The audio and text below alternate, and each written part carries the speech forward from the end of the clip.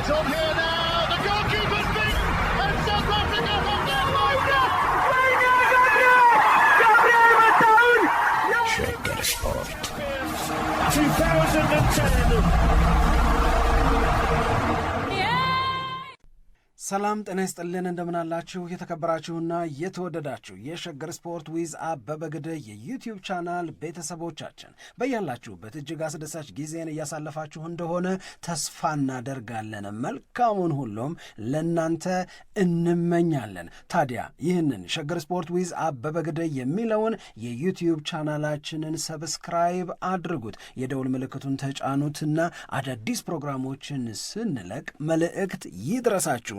ላይክ በማድረግ እንዲሁም ደግሞ ሊንኩን ለሌሎች በማጋራት በተከታዮች ቁጥር እንድንበዛ የምንሰራቸው ፕሮግራሞችም ብዙ ሰዎች ጋር እንዲደርስ የምታደርጉትን ጥረት አጠናክራችሁ ቀጥሉ እንላለን። እስካሁን ላደረጋችሁልን ድጋፍ፣ እገዛ እና እኛን ለማንቃት ለሄዳችሁት ርቀት በሙሉ ምስጋናችን ትልቅ ነው። በጣም እጅግ በጣም አድርገን እናመሰግናለን።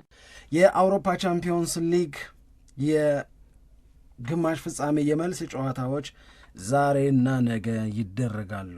ሐሙስ ደግሞ የዩሮፓ ሊግ የመልስ ጨዋታዎች ይከናወናሉ። ሐሙስ የሚደረጉት የዩሮፓ ሊግ የመልስ ጨዋታዎች ማንቸስተር ዩናይትድ እና ቶተንሃም የመጀመሪያ ጨዋታዎቻቸውን ያሸነፉበት ውጤት ነገር ይቀለበሳል ብሎ ለማሰብ የሚያዳግት የሆነባቸው ብዙ ሰዎች አሉ፣ እንደውም ሚዲያዎችም ጭምር አሉ። ስለሆነም ምን ይላሉ? የሁለት የእንግሊዝ ክለቦች የፍጻሜ ፍልሚያ ብለውታል የዩሮፓ ሊግን የዋንጫ ጨዋታ። ቶተንሃምን በቦዶ ግሊምት፣ ማንቸስተር ዩናይትድን በአትሌቲክ ቢልባኦ ተሸንፈው ከውድድር አይወጡም እያሉን ነው። እግር ኳስ ምን እንዳሰበች ግን ሐሙስ እናያለን ማለት ነው። በአውሮፓ ቻምፒዮንስ ሊግ ሲሆን የአርሰናልና የፒኤስጂ ጨዋታ ቀደም ሲል ሳምሪ ስታነሽ እንደነበረው 1-0 በሆነ ውጤት ነው የተመዘገበው፣ ፒኤስጂ ያሸነፈው። ይሄ ደግሞ በእግር ኳስ የመጨረሻው ዝቅተኛ ውጤት 1-0 ነው፣ ዝቅተኛ ውጤት ነው። ስለዚህ ኤኒቲንግ ካን ሃፕን ብሎ ለማሰብ የሚረዳ ነው። በባርሴሎናና በኢንተር ሚላን መካከል የነበረው የመጀመሪያው ያለፈው ሳምንት ጨዋታ ደግሞ 3-3 ነው የወጣው፣ አቻ ነው። በየትኛውም ውጤት ዛሬ ያሸነፈ ፋይናሊስት ይሆናል ማለት ነው። ስለዚህ ሞሮፍ በአውሮፓ ቻምፒዮንስ ሊግ ላይ ለመጓጓት ብዙ ምክንያት አለ።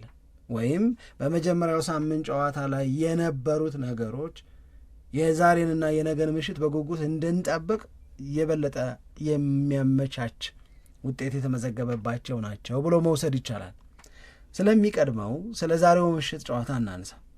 ምናልባት የዛሬ ሳምንት ይህንን ጨዋታ ባየን ጊዜ የተነጋገርነውን ነገር መርሳት ያለብን አይመስለኝም። በአውሮፓ ቻምፒዮንስ ሊግ በዘንድሮ የውድድር ዓመት ካየናቸው እጅግ በጣም ምርጡን ጨዋታ አየናል። በባርሴሎና ሜዳ የተደረገውና 3-3 በሆናቸው ውጤት ያለቀው ጨዋታ ኢንተር ሚላን 2-0 መራ፣ ከዛ 2 እኩል ሆኖ ከዛ ኢንተር ሚላን መልሶ 3-2 መራ፣ እንደገና ባርሴሎና ገባና 3-3 በሆናቸው ውጤት ጨዋታ አለቀ። ምን አይነት እግር ኳስ ነው አላየንም። በዚህ የውድድር ዓመት በሁለት ክለቦች መካከል እንዲህ ያለ ተመጣጣኝ ፉክክር፣ ሳቢ እግር ኳስ፣ ማራኪ እንቅስቃሴ አላየንም መሰከርን። ያ ሊደገም ነው ዛሬ ማታ 4 ሰዓት ላይ በሳንሲሮ ወይም በጁሴፔ ሜዛ ስቴዲየም ጨዋታቸውን ያደርጋሉ። ኢንተር ሚላንን በጣሊያን ሴሪአ የሚደረጉ ጨዋታዎችን የመከታተል ልምድ ለሌለው ኢንተር ሚላንን ለማወቅ ጥሩ አጋጣሚ ነበረ። አንተ እንደዚህ ነው እንደ ኢንተር ሚላን ያለ ብዙ ሰው ስላለ ኢንተር ሚላን በዘንድሮ የውድድር ዓመት እዚህ ደረጃም ለመድረሱ ከዚህ በኋላም በፍጻሜ እና በፍጻሜውም ላይ ድል ለማድረጉ ምን አይነት ጠንካራ ቡድን እንደ ሰራ ኢንዛጊ አይተነዋል። ጨዋታው የሚፈልገውን ነገር ይዞ የመገኘት ችግር የለበትም ኢንተር ሚላን። ከዛ አንጻር ነው የኢንተር ሚላን ክብር የሚመነጨው ወይም ከዚህ ነው የሚቀዳው የእነሱን ማክበር። ባርሴሎና ውበት ነው፣ ባርሴሎና መልክ አለው። የባርሴሎና ውበት ኮሌክቲቭሊ ወይም በጋራ የሚያደርጓቸው ነገሮች ላይ የሚመነጭ ወይም ደግሞ እንደገና በተናጠል ግለሰቦች የሚያደርጉት እንቅስቃሴ በጨዋታው ላይ የሚፈጥሩት ተጽዕኖ ለመሳብ ወደ ባርሴሎና ከበቂ በላይ ነው። እኔ ዛሬ በእርግጠኝነት የምናገረው የዓለም አይን ሁለቱን ጨዋታ ለማየት አርሰናል ከፒኤስጂ ባርሴሎና ከኢንተር ሚላን ለማየት እንደሚዘጋጅ ምንም ጥርጥር የለንም ማለት እግር ኳስ የሚወድ ሰው በሙሉ ይሄንን ቀን በጉጉት ሲጠብቅ ነበር የመጀመሪያ ጨዋታዎቹን ካየ በኋላ። ግን ዛሬ ጨዋታ ሲያይ ኢንተር ሚላንንና ባርሳን ሲያይ እመኝኝ አይን የሚያርፈው ላሚን ያማል ላይ ነው ብዬ ብናገር አልሳሳት። አይኖች ያረፉበት ያማል፣ አይን የማይፈራው ያማል፣ አይን የበዛበት ጨዋታ ላይ የማይደበቀው ይልቁንም የሚፈካና የሚደምቀው ደምቆና ጎልቶ የሚወጣው ጎልቶ ሲወጣ ደግሞ ዓለም ሳይሰስት ባርኔጣ የሚያነሳለት እጁ እስኪግል የሚያጨበጭብለት ላሚን ያማልን ዕድሜውን እንድንጠራጠር የሚያደርግ ክህሎት፣ ብቃትና ልበሙሉነት የምናይበት ላሚን ያማልን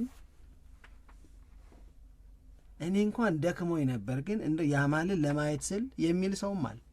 ግድ ነው። በተለይ የመጀመሪያው ጨዋታ እዛ ስሜት ውስጥ እንድትቆይ የሚያደርግና ድጋሚ ለማየት እንድትናፍቅ የሚያደርግ ነው። እንዲሁም በላሊጋው የነበረውንም ጨዋታ ከዛኛው ከኢንተር ሚላን የመጀመሪያው ጨዋታ በኋላ በላሊጋው ባርሴሎና ጨዋታውን ሲያደርግ እኮ እንደገና ላሚን ያማልን ለማየት ቁጭ ያሉ ሰዎች እንደነበሩ ነው ያስተውያለሁ። እሱ የለም ነበር እንጂ አንቺም ብለሽኛል፣ እኔም ብያለሁ። የሆነ ባርሴሎናን ሳላየው እንዲያልፍ ይሄ ቀን አልፈልግም ምናምን ስትይ ነበር። በጣም ማየት ላሊጋው ጨዋታ ልክ ነው። ግን በነበረው የመጀመሪያ አሰላለፍ ላይ ላሚን ያማል አልነበረም። ያን ደግሞ በቃ እንረዳዋለን፣ ምክንያቱም ማረፍ አለበት እና ለዚህኛው ጨዋታ ደግሞ የበለጠ መዘጋጀት አለበት። ግን በቃ ሁሌ የምትናፍቀው አይነት ተጫዋች እየሆነ መጥቷል። በተለይ በዛ ጨዋታ ላይ ያሳየው እንቅስቃሴ ከጨዋታውም ክብደት አንጻር ስለገመገምነው ነው መሰለኝ የተለየ ቦታ እንድንሰጠው የሚያስገድድ ነው ለላሚን ያማል። ከዛ በኋላ አሁን ቅድም ስታነሽ የነበረው ሳምሪ አሪፍ አድርገሽ የገለሽው የሮበርት ሌቫንዶቭስኪ መመለስ ልዩነት ለመፍጠር የሚኖረውን አስተዋጽኦ ወይም ልዩነት ለመፍጠር የሚኖረውን ድርሻ ምናምን ስታነሽ ነበረ። አንድ ነገር በእርግጠኝነት መናገር የምንችለው ኢንተር ሚላን ጠንካራ ቡድን ነው። ኢንተር ሚላን ቡድን ነው። ቡድን ታውቂያለሽ፣ በየዲፓርትመንቱ ጠንካራ አቅም ያላቸው ተጫዋቾች ያሉበት ቡድን ነው ኢንተር ሚላን። ይህንን 100% አረጋግጠን መናገር እንችላለን። ባርሴሎናም ቡድን ነው፣ ግን ኤክስፖዝድ የሚሆንበት አጋጣሚ ደግሞ አለ። ተጋላጭ የሚሆንበት፣ ጎሎች የሚቆጠሩበት። የባርሴሎና ውበቱ ጎል ስለሚገባበት ብቻ ሳይሆን ጎል ስለሚያገባም ጭምር። ባለፈውም ስንናገር ነበር ባርሴሎና እኮ በሌሎች ጨዋታዎችም ላይ 2-3 ጎል ከገባበት በኋላ እሱ ነው ቨርተርን የሚያደርግበት፣ እሱን የሚቀለብስበት። ይሄ በቃ የካምባክ ነገሩ በጣም የሚደንቅ ነው እንጂ ባርሴሎና ጎል ስለማይገባበት አይደለም እዚህ የደረሰው። በላሊጋ በ4 ነጥብ የሚመራው፣ በንጉሱ ዋንጫ የወሰደው፣ በቻምፒዮንስ ሊግ ግማሽ ፍጻሜ የደረሰው ባርሴሎና ጎል ስለማይገባበት ሳይሆን ጎል ከሚገባበት በላይ እሱ ስለሚያገባ ነው። ስለዚህ ልክ ነው ሮበርት ሌቫንዶቭስኪ መመለሱ የባርሴሎናን ጎል የማስቆጠር አቅም ይበልጥ ከፍ ያደርገዋል። ምክንያቱም ሌቫንዶቭስኪ በጣም ጥሩ ጎል አስቆጣሪ ነው። በቅርብ ዓመታት ካየናቸው ምርጡ አጥቂዎች መካከል አንዱ ነው። ይሄ እውነት ነው።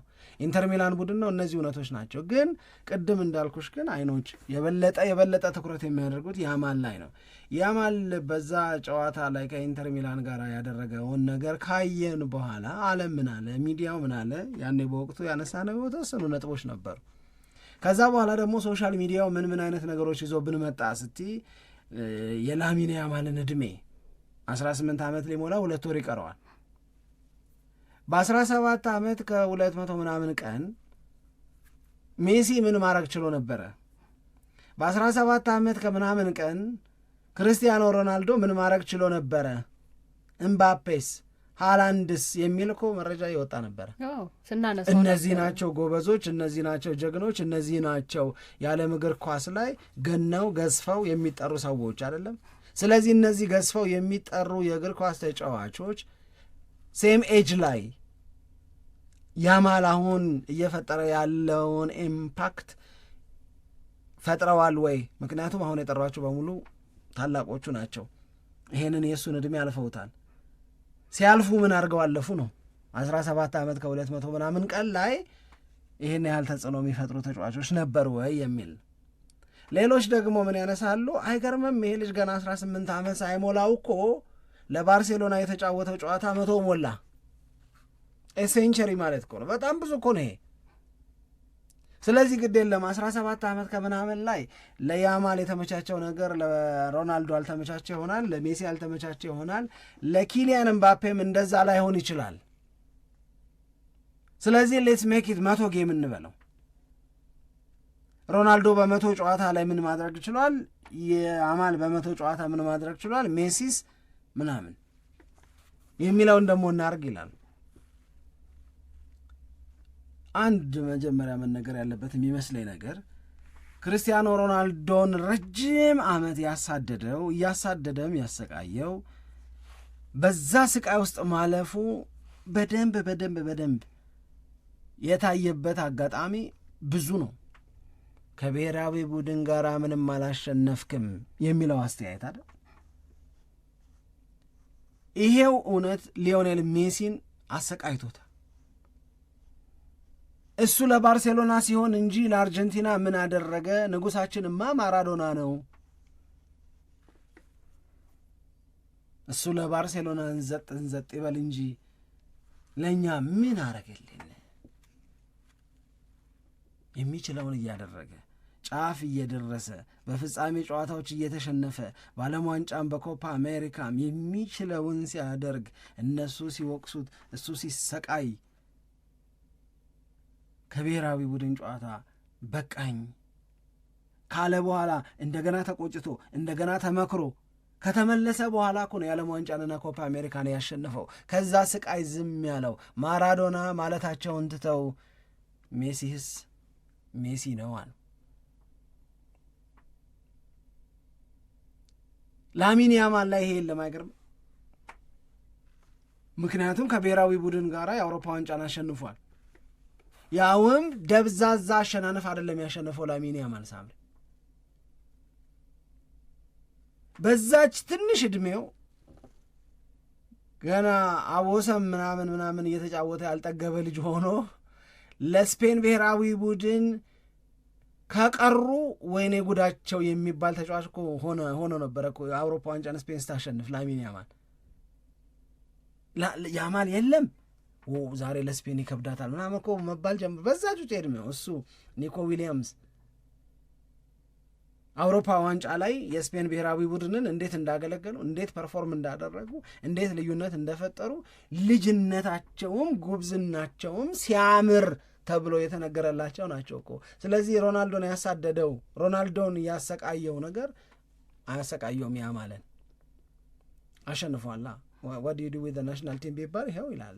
ሲጀመር ጤነኛ ሰው ካልሆነ እንደዚህ አይነት ጥያቄ ማይጠይቀውም። ያሸነፈው ማወቅ አለበት።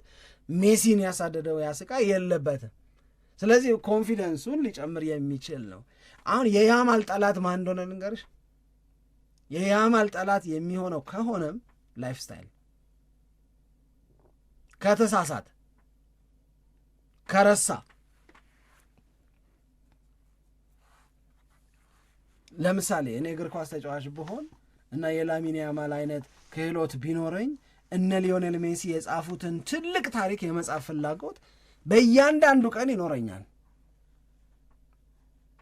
በእያንዳንዱ ቀን ነው የምልሽ። እንትና ምን ይል ነበረ መሰለሽ ዩኒቨርሲቲ እያለን መሰረት አበጀ አዲስ አበባ ዩኒቨርሲቲ ውስጥ መምህራችን የነበረ ደጃፍ ፖድካስት ላይ ከዳዊት ጋራ በቅርብ ቀርቦ ነበር። መምህራችን ነው እና የሆነ ልቦለድ ልጻፍ ብለህ ስትነሳ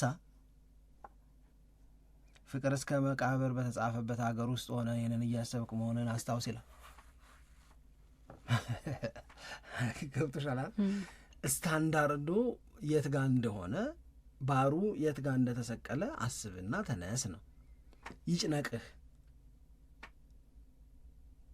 ያንን አይነት ነገር ያንን አይነት ትልቅ ልቦለድ ላትጽፍ እንኳን ብትችል ግን ይጭነቅህ ቢያንስ ይላል። ይጭነቅህ ቢያንስ ትንሽ ይሰማ። ይሄንንም ላነበቡ ሰዎች ነው የምጽፈው። ይሄንንም ላነበቡ ሰዎች ስለሆነ የምትጽፈው ይሄንን ቴስት ለሚያውቁ ሰዎች ይዘህ የምትቀርበው ነገር አስጨንቆ ነው መምጣት መቻል ያለበት ይላል። በእያንዳንዱ ቀን 1 መጽሐፍ 2 መጽሐፍ 3 መጽሐፍ ምናምን እያልክ ስትመጣ ይሄን በለመደ ሀገር ላይ ምን ይዤ ልምጣ ብለህ መጨነቅ አለብህ ነው። ያማልን በሆነ እኔ እንደዚህ ነው የማስበው። ሜሲን በለመደ እግር ኳስ ወዳጅ ውስጥ አሁን የላሚን ያማልና የሜሲ ቁጥሮች ሲነጻጸሩ የያማል በዚህ ዕድሜ በጣም በጣም በጣም ብዙ ነው፣ በጣም ጥሩም ነው። የወርዱና ለምሳሌ ባደረጉት የግብ ሙከራ፣ ባደረጉት የግብ ዕድል መፍጠር፣ በፈጠሩት አሲስት ያደረጉት፣ ክሮስ ያደረጉት ምናምን እየተባለ ሲነጻጸሩ ያሚን ያማል በዚህ ዕድሜው የደረሰበት ቁጥር በጣም በጣም በጣም ብዙ ነው። አንዳንዶቹ ቁጥሮች የሜሲን እጥፍ ናቸው። ሳምሪ ሜሲ በመቶ ጨዋታ ያላደረገውን የግብ ሙከራ ላሚን ያማል በመቶ ጨዋታ አድርጎታል። የሜሲ የመቶ ጨዋታ የግብ ሙከራ ከላሚን ያማል የመቶ ጨዋታ የግብ ሙከራ የያማል በጥፍ ይበልጣል ከሜሲ ነው ማለት። ግን የወርዱና አንድ የሚያነሱት ጥያቄ አለ። እኔ እሱ ነው ዋናው ጥያቄ ብዬ ነው ማስብ። እንደ ሜሲ ረጅም ዓመት ይህንን ብቃት ይዞ ይቆያል ወይ? ሎንጊቪቲውን ነው እነሱ የሚጠይቁት። የረጅም ጊዜ ጉብዝናን ጠብቆ የመጓዝ አቅም እኔ ሜሲ ካደረገው ኤክስትራኦርዲነሪ የሚሆንብኝ ነገር ይሄ ነው። ኮንሲስተንትሊ ለ20 ዓመት በዚህ ጉብዝና በዚህ ከፍታ ውስጥ መቆየት ይችላል ወይ? ይሄ ራስን ከመግራት ፕሮፌሽናሊ ከማሰብ ቅርብ አዳሪ ካለመሆን የሚመጣ ነው። ለዚህ ጥያቄ ነው እኔ ለብዙ ተጫዋቾች ተስፋ ላላቸው ተጫዋቾች ለዚህ ጥያቄ ነው እኔ መልስ ማጣላቸው። የእውነቴን ነው የምነግርሽ ነው።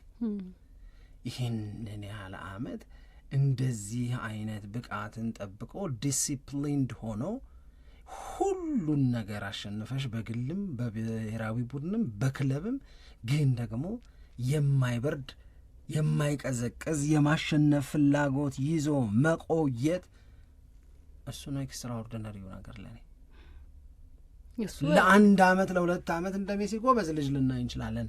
ለ20 ዓመት እሱ የክርስቲያኖ ሮናልዶና የሊዮኔል ሜሲ ትልቁ ልዩነት ፈጣሪነት ብዬ የማስበው እኔም ይሄ ነው። ለ20 ዓመት ኮንሲስተንስ ሆኖ በእግር ኳስ መድረክ ላይ መታየት በጣም ከባድ ነው። ብዙም ሰው ደግሞ ብዙም እግር ኳስ ተጫዋች አላደረገውም። ከዚህም በፊት እኮ ብለን ክርስቲያኖ ሮናልዶ የሚተካ ሊዮኔል ሜሲን የሚተካ ብለን ያነሳናቸው እግር ኳስ ተጫዋቾች እኮ ነበሩ፣ ብዙ ነበሩ እና የሆነ አንድ ዓመት ላይ በጣም የሚያጓጓ ነገር ያሳዩና ከዛ በኋላ የሚቀጥለው ዓመት ላይ ግን እንደገና ሳናያቸው የሚቀሩበት። ሌላው ቢቀር ክሊያን ምባፔና ኤርሊንግ ሃላንድ ቀጣዮቹ የክርስቲያኖ ሮናልዶና የሊዮኔል ሜሲ ተኪ እግር ኳስ ተጫዋቾች እኮ ተብሎ ሲወራ ነበር። ግን መጀመሪያ አካባቢ ላይ በሰጡን ትልቅ ሁኔታ ውስጥ ነው ወይ አሁን የሚገኙት? እነሱን የመተካት እድላቸውን በተመለከተ ስናስብ አእምሯችን እንዲሁ ሳይከብደው ቀሎ ይቀበለዋል ወይ የሚለው ላይ ትልቅ ጥያቄ አለኝ እኔ። አሁንም ለላሚን ያማል ተመሳሳይ ነገር ነው የሚነሳው። እንደውም ባለፈው ልክ ከኢንተር ሚላን ጋር 3-3 ካለቀ በኋላ ጨዋታው የባርሴሎና ተጫዋቾች 100 ቁጥር ያለበት ማሊያ ሲሰጡት ነበር እና ብዙ ሰው ደንግጧል እውነት ለመናገር። ምክንያቱም ገና 17 ዓመቱ ነው። በ17 ዓመት 100 ጨዋታ ማድረግ በጣም በጣም ብዙ ነው። ክርስቲያኖ ሮናልዶ በዛ በ17 ዓመቱ በጊዜው ማስታወሰው 19 ጨዋታ ነበር ያደረገው እና 5 ጎል ነበር ያስቆጠረው፣ 4 አሲስት ነበር። ሊዮኔል ሜሲ ደግሞ በ17 ዓመቱ 9 ጨዋታን የተጫወተው 1 ጎል ነው ያስቆጠረው፣ ምንም አሲስት አላደረገም። ያማል ግን በ17 ዓመቱ 100 ጨዋታ ተጫውቷል፣ 22 ጎል አስቆጥሯል፣ 33 ደግሞ አሲስት አለው። አሁን ይሄ ስታየው ልዩነቱ የጎል ኮንትሪቢዩሽኑ 33 ሲደመር 22 55 ማለት ነው። እና ለማነጻጸርም አሁን ይህን ቁጥር ብቻ ከወሰድ ነው ለማነጻጸርም አይመችም፣ ልዩነቱ በጣም ሰፊ ስለሆነ። ግን በዚህ እድሜው 100 ጨዋታ ማድረጉ ኮንሲስተንሲው ላይ የራሱ የሆነ ጫና አይፈጥርም ወይ የሚልም ደግሞ ጥያቄ እኔ ይነሳብኛል። ማለት ገና ነው እኮ ላሚን ያማል 17 ዓመቱ ነው እና ገና በ17 ዓመቱ 100 ጨዋታ ማድረጉ ቀጣይ የእግር ኳስ እድሜው ላይ የእግር ኳስ ህይወቱ ላይ የራሱን የሆነ ተጽዕኖ ሊያሳርፍ ይችል ይሆን የሚል ጥያቄ አንዳንድ ጊዜ ይሰማኛል። በመጫወቱ ለምን ይጎዳ ይሆን ነው ይደክሞ ይሆን ነው ምንድነው? አዎ ገና ነው ማለት ገና እንዴት ነው ገና 17 ዓመቱ ነው፣ ወጣት ነው በጣም እና የጨዋታ ጫና ሊኖርበት ይችል ይሆን ያ ደግሞ ለጉዳት ያጋልጠው ይሆን ወይ የሚል ነገር እንዳስብ ያደርገኛል። እና እሺ ቆይጨርሽ እና በደንብ ደግሞ አሰልጣኞች ተጫዋቾችን ኢኮኖሚካሊ መጠቀም አለባቸው ተብሎ ይገለጻል። በተለይ ገና የሆኑ እንደ ላሚን ያማል አይነት ገና የሆኑ ተጫዋቾች ላይ ትልቅ ጥንቃቄ ይፈልጋል።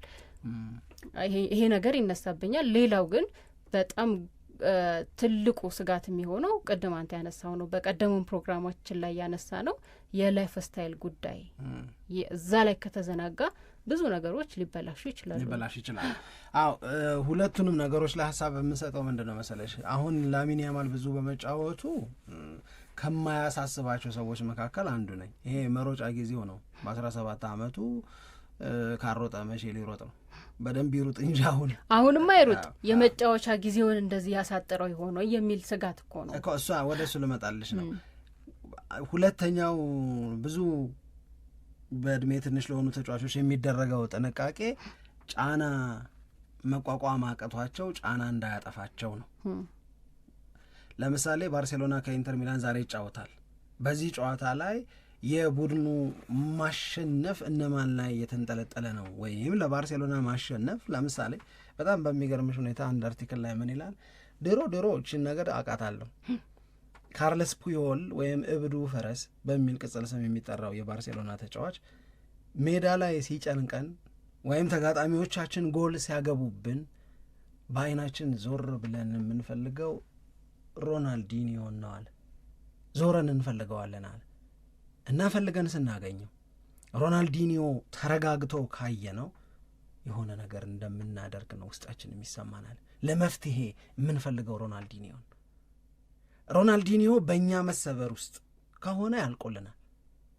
ግን አንድም ቀን ሮናልዲኒዮ ባርሴሎና ሲመራ በአንድ አይደለም በሁለት በሶስት ጎል ሲመራ ሮናልዲኒዮ ላይ እንደዛ አይነት የመሰበር እንደዛ አይነት ተስፋ የመቁረጥ እንደዛ አይነት አንገት የማቀርቀር ነገር አናይበትምና አይ ደህና ነው እንባባላለን አለ ካርለስ ፑዮል ነው ይሄንን የሚመሰክረው።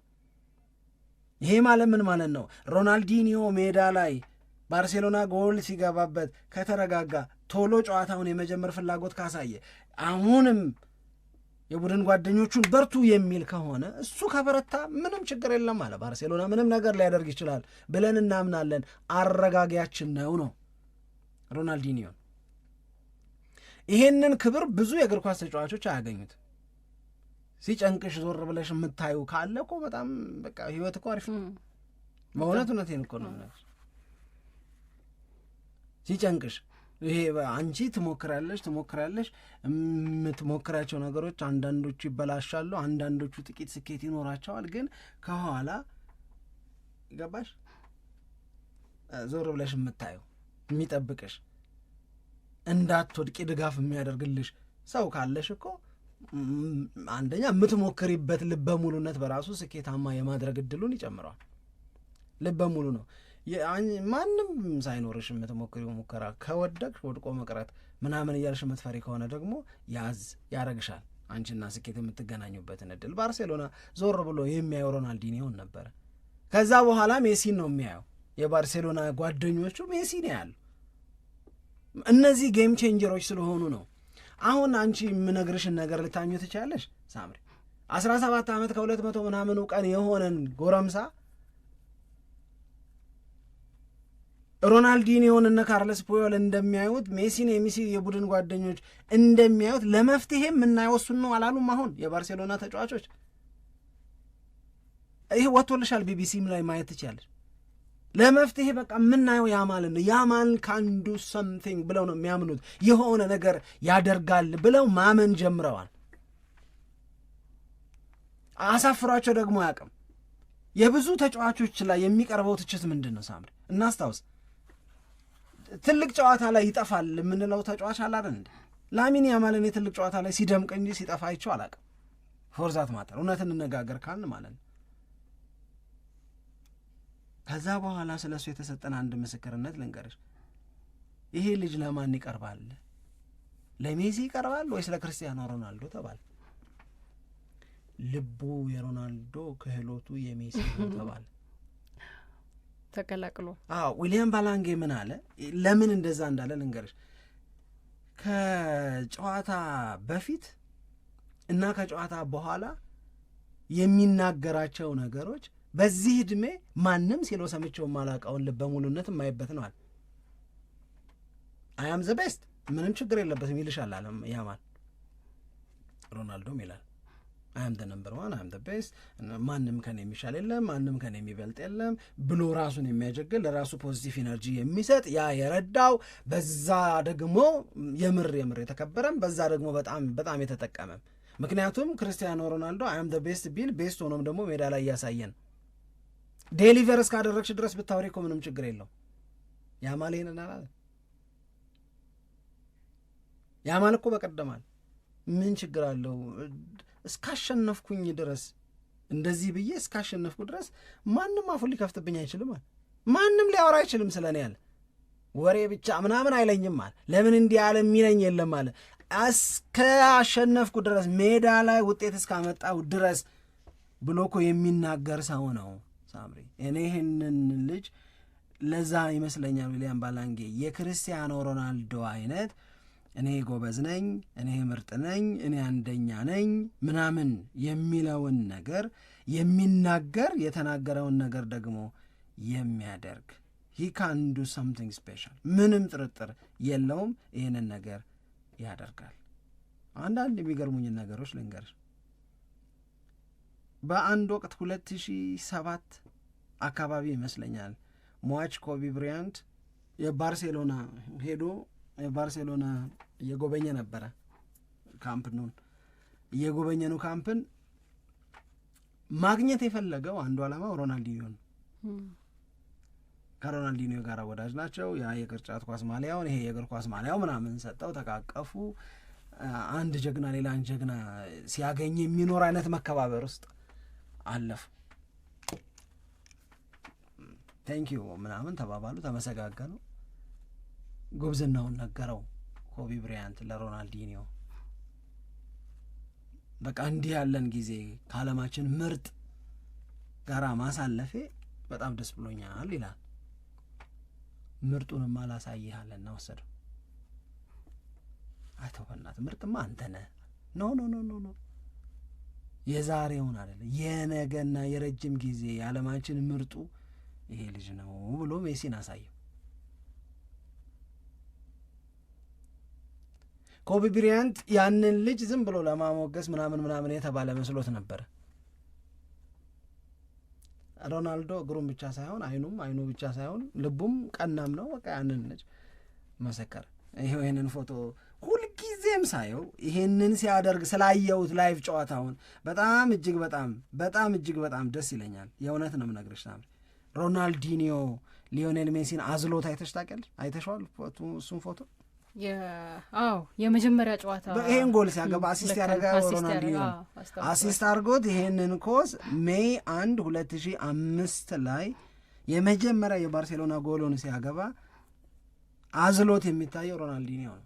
እንደ አባት እንደ ታላቅ ወንድም አዝሎት ከፍ ሲያደርገው ከኔ በላይ ሁን ሲለው ከገበታው ስር ብሎ ሳይነጫነጭ ማለት ነው። ገባሽ? በኋላ ህይወት አንዳንዴ ፊቷን ታዞር የለ የሮናልዲኒዮ ህይወት እንዲህ ብል ሽት ሲል ከአንድ በላይ በሆነ አጋጣሚ የደረሰለት ሜሲ ነው።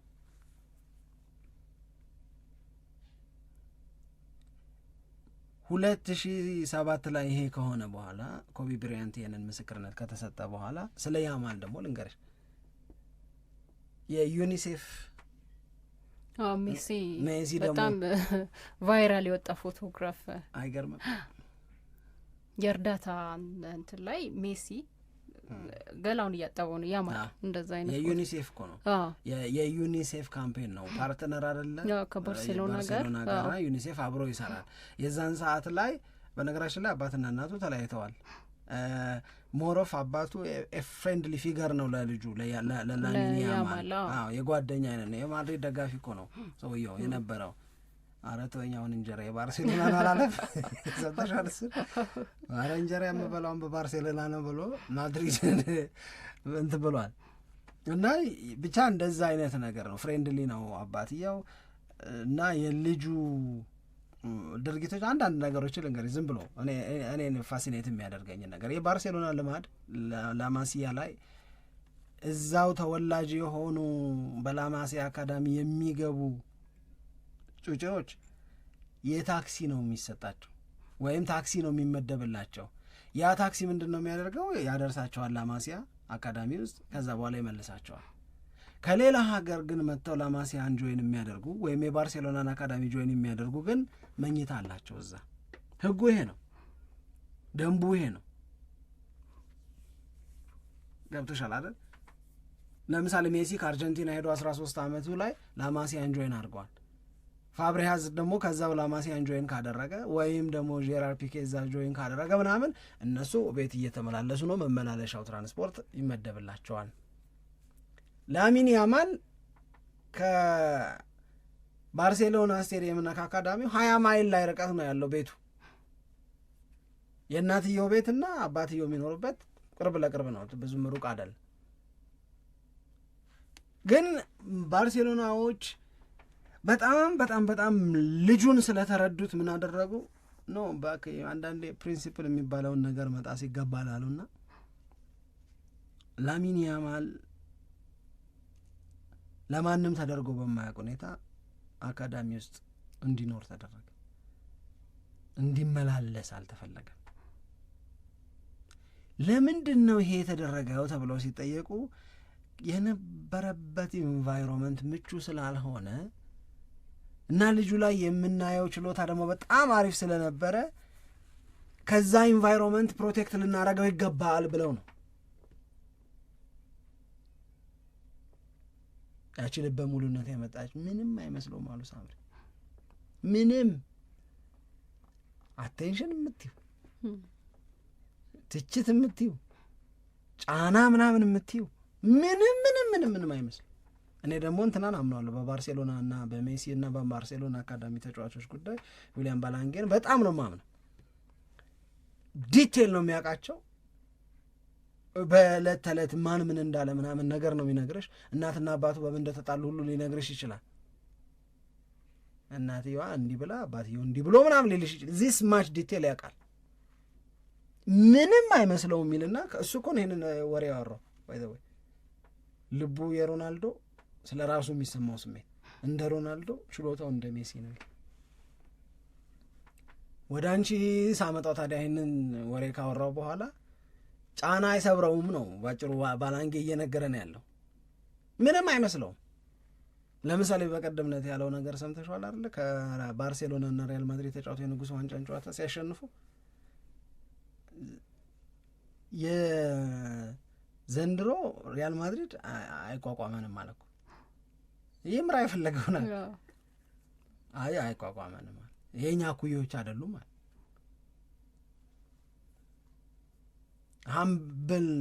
ሀምብልነስ የለውም እንደሚስ ለምሳሌ ነገሮችን ፊት ለፊት የመናገር እድልም ችሎታም አዳብሯል ማለት ነው። ይሄ በጣም የመቀባባት ምናምን ነገር የለበትም። ይሄ በራስ ከመተማመን የመነጨ ምንም ነገር የመናገር ልበሙሉነትና አቅም ድፍረት ምናምን አለው። ለምሳሌ ሜሲ ጋር ስትሄጂ እንደዚህ አይነት ደግሞ የለም።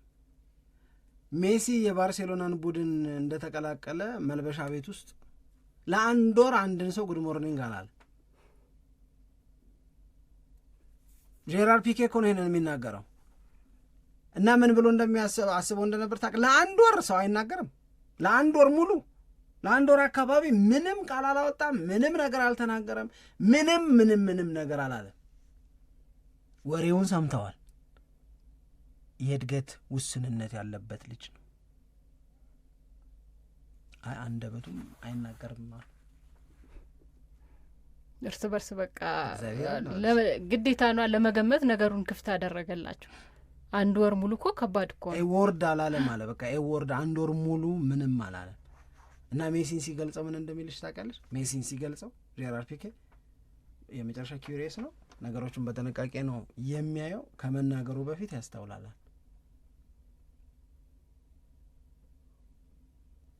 ከማን ጋር እንዴት መነጋገር እንዳለበት ግን ያውቃል። እና የቡድን ዋና መሆን ሲጀምር ሜሲ ምንድን ነው የሚያደርገው?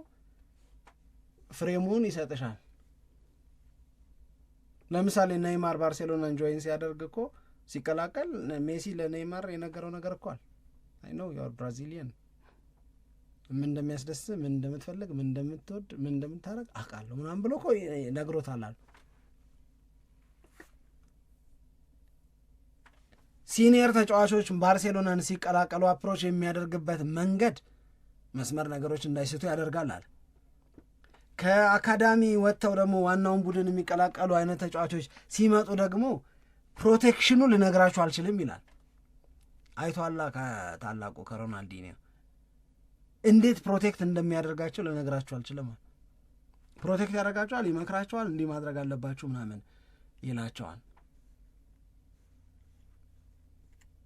እኔ ላሚን ያማል ለማየት ነው ዛሬ ማመሸው። በቃ ግን ማን እንደዛ ፕሮቴክት የሚያደርገው ይመስልሃል? ማንን? ላሚን ያማል አይፈልግም። አይ አሁን ካሉት ተጫዋቾች አሁን አይፈልግም እሱ።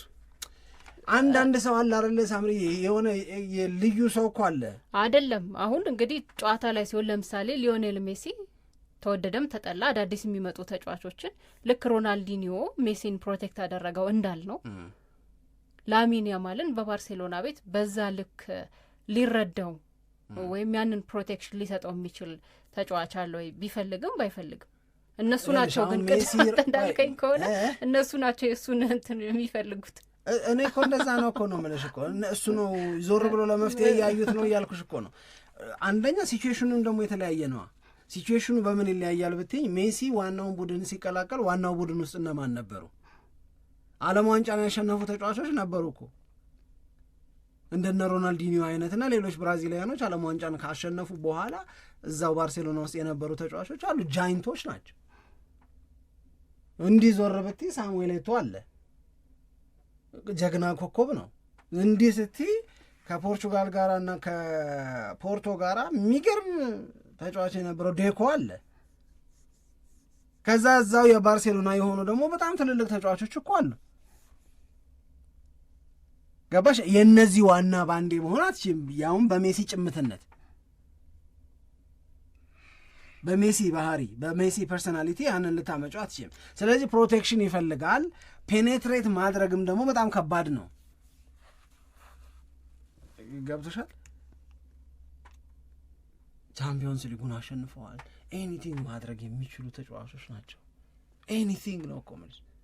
የአሁኑ ባርሴሎና እኮ እድሜ ለገንዘብ ማጣት እንጂ ያማልን እኮ ብዙ ላናያቸው እንችል ነበረ እኮ።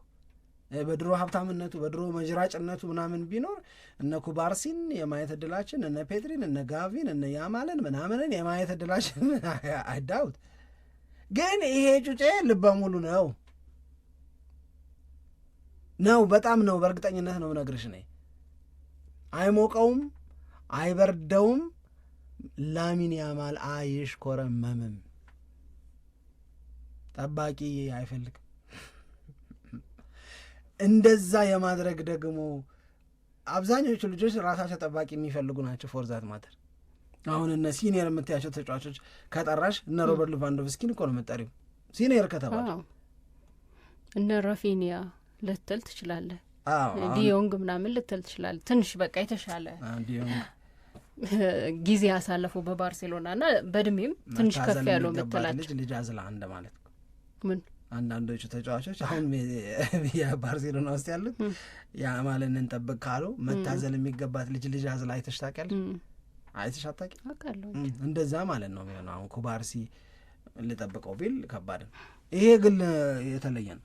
ልጁ ጎረምሳው የተለየ ነው። እኔ በቃ ምንም የማልደብቀው ነገር እኔ አይ ዋንት ቢ ኢንተርቴይንድ መዝናናት በጣም ነው ፈልገው በኳስ ሮናልዲኒዮ የሰጠኝን ሜሲ የሰጠኝን ያማል እንደሚሰጠኝ ተስፋ አድርጌ አመሻለሁ ዛሬ ልልሽ።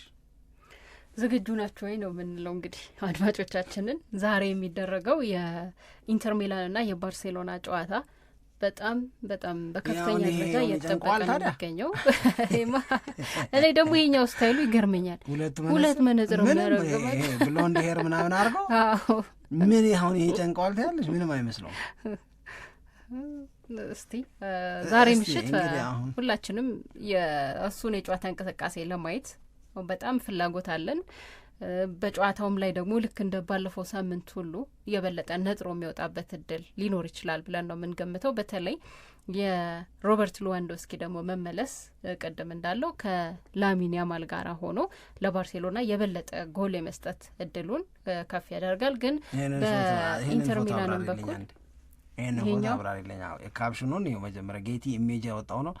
ስፔን ፋንስ ሆልድ አፕ ፒክቸር ኦፍ ሜሲ ባዚንግ ያማል አሴ ቤቢ ነው። ቅድም ያወራ ነው ማለት ነው። እና ጽሁፉ ምን ይላል? ፒክቸሩን የያዘው ሰውዬ ጽሁፉ ምን ይላል? ብለስድ ባይ ጎት ይላል። በቃ ተጠምቋል እንግዲህ በሊዮኔል ሜሲ እንደማለት ተባርኳል፣ እንደዛ እንደማለት ነገር ነው። ይሄኛውን ፎቶ ልክ በጣም ሲያስቀኝ የነበረው በያማል ቦታ ላይ ሃሪ ማጓየርን አድርገው ታይታል። ባለፈው ያችን እንቅስቃሴ ካረገ በኋላ እና ብዙ ሰው ያየው ፎቶ ነው ይሄ። በነገራችን ላይ አሁን ሳይሆን በአውሮፓ ዋንጫ ላይ በጣም የተለየ እንቅስቃሴውን ካሳየን በኋላ ላሚን ያማል ማን ነው የሚለው ወሬ ሲነሳ ስለ ላሚን ያማል ለማወቅ ሰዎች ጥረት ሲያደርጉ በሶሻል ሚዲያው ላይ በከፍተኛ ደረጃ ሲንቀሳቀስ ያየነው ፎቶግራፍ ነበር። እስካሁንም ድረስ ይህንን ፎቶግራፍ ብዙ ሰዎች ሼር ያደርጉታል። ስለዚህ በነገራችን ላይ ያማል በዘንድሮ የውድድር ዓመት በአውሮፓ ቻምፒዮንስ ሊግ 5 ጎሎችን አስቆጥሯል ለባርሴሎና። ይሄም በአንድ የውድድር ዓመት በእድሜ ትንሽ ሆኖ ብዙ ጎል በማግባት ከኤርሊንግ ሃላንድ ከኪሊያን ምባፔና ከራውል ጋር ስሙ እንዲነሳ የተገደደበት ወይም የተገደድንበት ነው ስሙን ለማንሳት። ይሄ በጣም ጥሩ ሁኔታ ላይ መሆኑን በደንብ አድርጎ ያሳያል። ከዛ ጎን ለጎን ግን ይሄ ልጅ 17 ዓመት ከ200 ምናምን ቀን ላይ ሆኖ አንድ መረሳት የሌለበት የሚመስለኝ ነገር 5 ጎል ቢያስቆጥርም በዚህ የውድድር ዓመት ግን በአውሮፓ ቻምፒዮንስ ሊግ በአንዳንድ ነገሮች በጣም ትልቅ ቁጥር ላይ የደረሰ መሆኑን ማንሳት ይኖርብናል። ለምሳሌ በሚያደርጋቸው የግብ ሙከራዎች አንደኛ ነው በቻምፒዮንስ ሊጉ ዘንድሮ በተጫወቱ ተጫዋቾችም በሙሉ ባደረጋቸው የግብ ሙከራዎች አንደኛ ደረጃ ላይ የሚቀመጥ ነው። እንደዚሁም ደግሞ በድሪብሊንግም አንደኛ ደረጃ ላይ ተቀምጧል ላሚን ያማል። ስለዚህ ዛሬ ምሽት ላሚን ያማልና ሌሎች የባርሴሎና ተጫዋቾች እጅግ በጣም ጠንካራ አስፈሪ የሆነ ሞገስ የተላበሰ ከምንለው ከኢንተር ሚላን ጋር በጁሴፔ ሜዛ ስቴዲየም የሚያደርጉት እንቅስቃሴ በጣም እጅግ በጣም በጉጉት ይጠበቃል። አንድ ቀን መብራት ጠፋሉ ስፔን እንደኛ ሀገር ለካ መብራት ይጠፋል ሙሉ አልፎ ነው። ከስንት አንዴ እና ዜና ይሆናል ሲጠፋ። ምነው ልክ አይደል? ወጡ አሉ ሁዲያቸውን አድርገው ጎረምሶቹ ያማልን ጨምሮ ነጋቢ ምናምን ወጡ እና ይሄ ነገር ያው ሊጠብቋቸው ፈልገው ከልክለዋቸው ነበር። ሁዲያቸውን አድርገው ምናምን ይወጣልና ሰው እንዳይለያቸው። አሁን ሱፐርስታር ናቸው። የሆነ እንትኑን ይችሉበታል። ዞሮ አይደለም አያያዙን ይችሉበታል። እንዴት መጠበቅ እንዳለባቸው፣ ከምን መከለል እንዳለባቸው፣ ከምን እንደሚከልሏቸው ምናምን ያውቃሉ። በዚህ አጋጣሚ አንድ ይሰለቸናል ብለን የምንናገረው ነገር ነበረ። ታስታውሽ ከሆነ የሚሰለቸን ነገር አዲሱ ሜሲ፣ አዲሱ ፔሌ፣ አዲሱ ምናምን የሚባለው ነገር ይሰለቸናል አይደል? ላሚን ያማል 12 ዓመት ልጅ ሆኖ አዲሱ ሜሲ ብሎ የጻፈ ጋዜጣ ግን ነበር። አሁን ዛሬ እያከበሩት ስለሆነ ነው እንግዲህ። ያ ጋዜጣ የሪያል ማድሪድ ደጋፊ ነው የሚባለው ማርካ ነው። በ12 ዓመቱ ላሚን ያማልን አዲሱ ሜሲ ብሎ ርዕስ አውጥቶ ነበረ።